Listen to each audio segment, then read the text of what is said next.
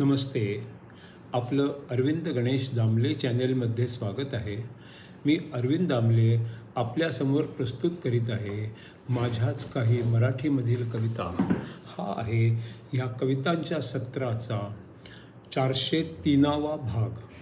ह्या आपल्याला पसंत पडल्या तर चॅनेलला सबस्क्राईब करा, लाईक करा, शेअर करा आणि बेल आयकॉन दाबायला विसरू नका. तर पहिली मराठीतली आहे. आपल्यासारख्या अनेकांना वाटतं की आपल्या आयुष्यात तोचतोपणा आहे, काहीच नवीन घडत नाही आहे. आला दिवस गेला दिवस सारखाच झाला आहे. पण खरं म्हणजे कोणत्याही मालिकेमध्ये जे होते ते सर्व आपल्या आयुष्यात होणे शक्य आहे. त्यासाठी एकच करायला हवे आहे. जे काम जेव्हा आणि जिथे करणं अपेक्षित आहे तेव्हा तिथे न करणं आपल्याला सहज शक्य आहे. आणि नको तिथे व नको तेव्हा करणं पण शक्य आहे. आणि मग कल्पना करा काय काय होणं शक्य आहे. कुणाला अफाट राग येणं आणि चिडचिड होणं शक्य आहे. कुणी शिव्या आणि धमक्या देणं शक्य आहे. कुणी सूड घेणं शक्य आहे. कुणी निराशेच्या गर्तेत जाणं शक्य आहे. कुणी पोलिसात तक्रार करणं शक्य आहे.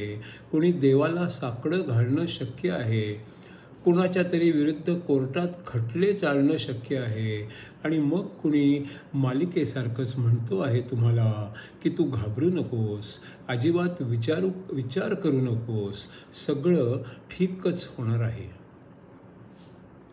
आता दुसरी कविता आहे हनुमान चालीसावर आधारित चौपाई क्रमांक 20.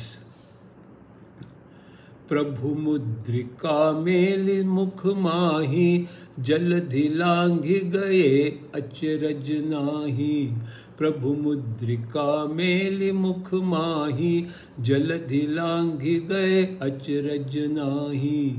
श्रीरामाने दिलेली अंगठी तोंडात धरून तुम्ही समुद्र ओलांडलात, पण हे देखील तुमच्यासाठी काही मोठं आश्चर्य नव्हतं.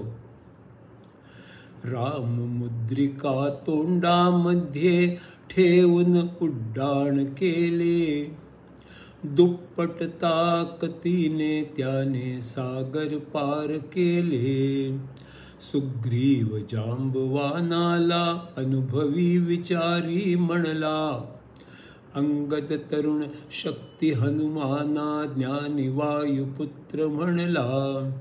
रामाला ही हनुमानाची शक्ती ठाऊक होती, सुग्रीवावर रामाचा पूर्ण विश्वास होता.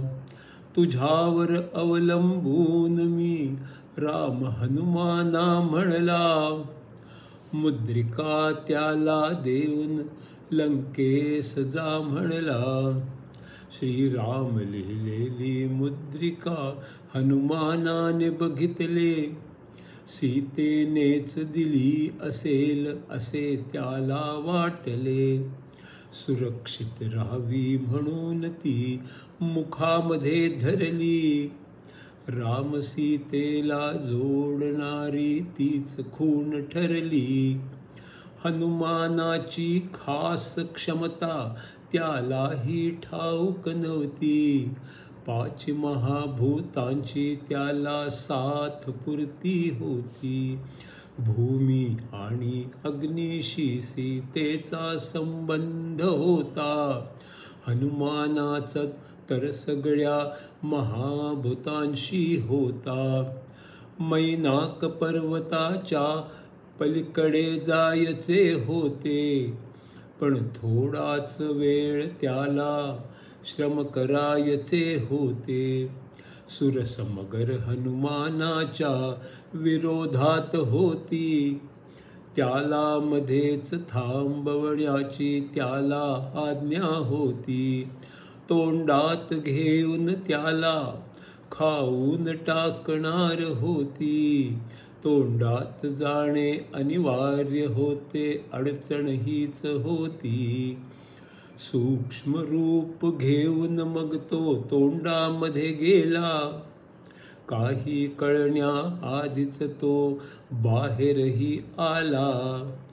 मगरीची अडचण अशाने सहज दूर झाली, आणि पुन्हा हवेत त्याने उड्डाणे भरली. त्यानंतर तो हवेमधून पुढे पुढे गेला.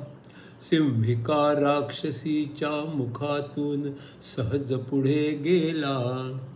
हनुमानाने आत जाऊन त्याचे पोट फाडून टाकले.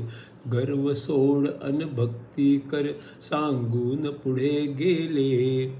लंकिनी नावाचे संकट त्यानंतर आले.